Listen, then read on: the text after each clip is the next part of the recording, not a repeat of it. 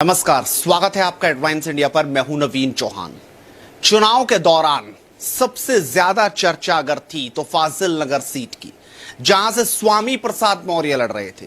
वो लगातार योगी आदित्यनाथ को मठ में भेजने की बात कर रहे थे, अखिलेश सरकार लाने का दावा कर रहे थे। वो ये दावा कर रहे थे कि जिस पार्टी में जाते हैं सरकार उसी पार्टी की आती है। लेकिन जब 10 तारीख को रिजल्ट आया तो यह तय हो गया कि सरकार इस बार फिर से योगी की आ रही है और स्वामी प्रसाद मौर्य का सारा गणित बिगड़ गया।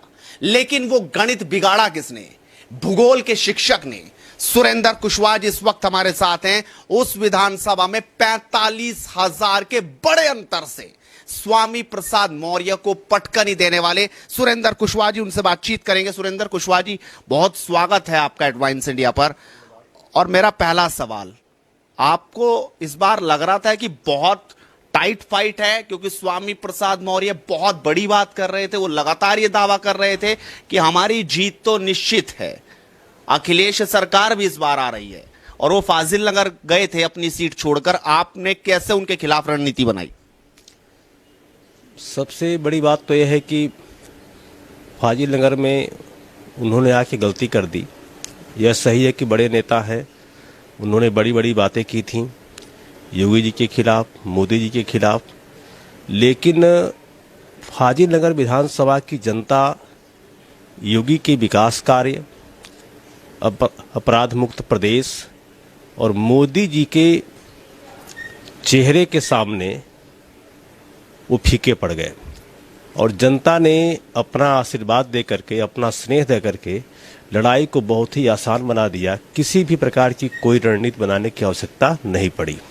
धड़कनें बढ़ रही थी आपकी कुछ की स्वामी प्रसाद मौर्य बहुत एग्रेसिव प्रचार प्रसार में लगे हैं, भीड़ बहुत ज्यादा उस वक्त उनके साथ दिख रही थी। आपको लग रहा था कि जो इतने सालों से आप जीतते आ रहे हैं आपके पिताजी, इस बार कहीं गड़बड़ ना हो जाए? उनकी भीड़ सब हवा हवाई थी। मैं गांव में घर घर जाकर के लोगों से जनसंपर्क कर रहा था, वोट मांग रहा था, समर्थन मांग रहा था, और हमें साफ साफ गांव में जाने पे दिख रहा था बच्चे हैं, बूढ़े हैं, महिलाएं हैं, बहनें हैं, बेटियां हैं। उनसे जब ही मैं यह कहता था कि मैं कमल के फूल के लिए वोट मांगने आया हूं, मैं भाजपा का प्रत्याशी हूं, योगी जी मोदी जी ने हमें भेजा है, तो योगी जी मोदी जी का नाम लेते ही उनके चेहरे खिल जाते थे।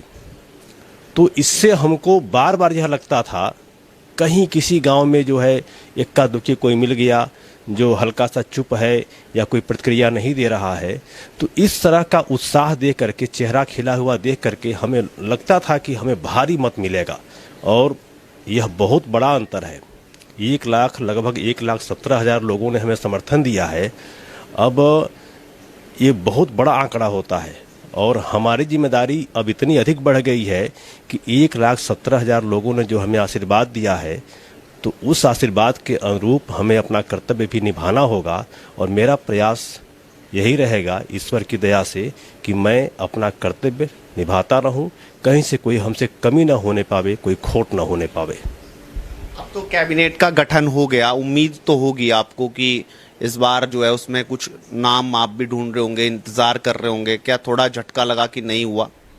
नहीं, वो तो संगठन जो हमारा है वह तय करता है कि किस व्यक्ति को कौन सी जिम्मेदारी देनी है, और हर व्यक्ति की क्षमता के अनुरूप, उसके कार्यों के अनुरूप संगठन जिम्मेदारी देती है और उससे काम लेती है। सब कार्यकर्ता हैं, मैं भी एक कार्यकर्ता हूँ, एक सिपाही हूँ भाजपा का। पार्टी को, संगठन को निश्चित रूप से मेरे बारे में कहीं न कहीं मेरा किस रूप में उपयोग करना है, किस तरह से हमसे कार्य लेना है, इस बात की मंत्रणा हो रही होगी। और पार्टी समय आने पे, उचित अवसर आने पे, उचित मंच मिलने पे हमसे काम लेगी। अच्छा, आखिरी दौर में जब वोटिंग से एक दिन पहले उनकी गाड़ियों पर हमला हुआ तो उन्होंने सीधे तौर पर आप पर आरोप लगा दिया। उनकी बेटी जो अभी बीजेपी के टिकट पर ही सांसद हैं, संघमित्रा, वो भी ये कह रही थी कि बीजेपी ने हमला कराया है और पिता को भारी मतों से जीता। तो इसके पीछे क्या कारण था? वो तो आकर मीडिया में लगातार हमला बोल रहे थे आप पर, बीजेपी पर आरोप लगा रहे थे। असल में अपने पडरौना में एक बार कुछ इस तरह का कुकृत्य करके उन्होंने सफलता पाने का प्रयास किया था, और संयोग से सफल भी हो गए थे। हमें लगता है कि उसी की पुनरावृत्ति करने का प्रयास उन्होंने किया था फाजिल नगर में, क्योंकि आप हिस्ट्री उठा के देखेंगे फाजिल नगर का तो उसमें पाएंगे कि अब तक के इतिहास में कभी कोई चुनावी झगड़ा नहीं हुआ था, और इस बार उनके आने के बाद उनके लोगों ने उकसाया और एक माहौल क्रिएट किया कि यहाँ विवाद हो और उस विवाद का श्रेय उनको मिले।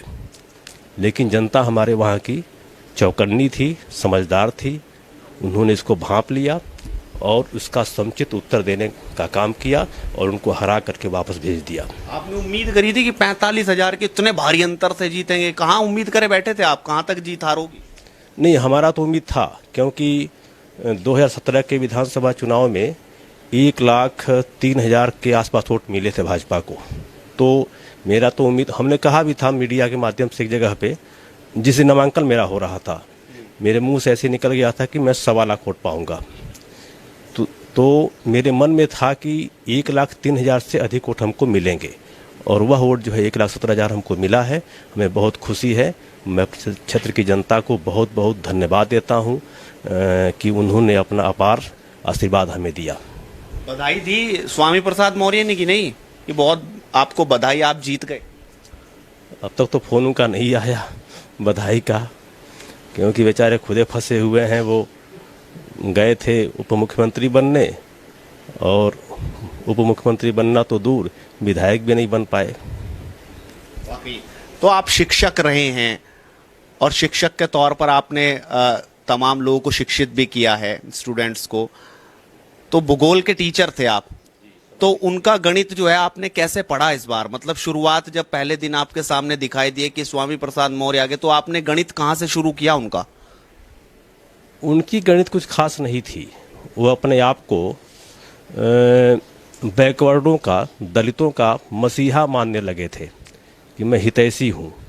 लेकिन हमारा यह मानना है कि सिर्फ कहने से कोई व्यक्ति किसी विशेष संप्रदाय का हितैषी नहीं हो सकता है। कार्य करने पड़ेंगे आपको। कार्य करेंगे, जनता के बीच आप जाएंगे, रहेंगे, उनकी समस्याओं को सुनेंगे, तो अपने आप जनता के हितैषी हो जाएंगे। वह, हमें यह लगता है कि वो पैराशूट से आ करके और एक हवा बना करके बाहरी लोगों को ला करके कि मेरे साथ बहुत सारा समर्थन है, यह आम जनता को दिखा करके और उसके आधार पर चुनाव जीतने का प्रयास कर रहे थे। लेकिन हमारे वहाँ की सम्मानित जनता ने समझ लिया और उनको वापस बैरन भेज दिया। बहुत धन्यवाद सुरेंद्र कुशवाहा जी, जिन्होंने बड़ी बेबाकी से बताया कि आखिरकार कोई गणित नहीं था, कुछ तैयारी कर रहे थे, पुराने जो कृत्य थे उनको दोबारा से लागू करना चाहते थे, जो पडरौना में तो हो गए होंगे लेकिन फाजिल नगर में नहीं। 45,000 से हार गए। आप अपनी राय रखिए इस वीडियो पर, साथ इस वीडियो को शेयर कीजिए और लगातार जुड़ रही है हेडलाइंस इंडिया के साथ, क्योंकि मुद्दे की बात इसी तरीके से जारी रहेगी। नमस्कार।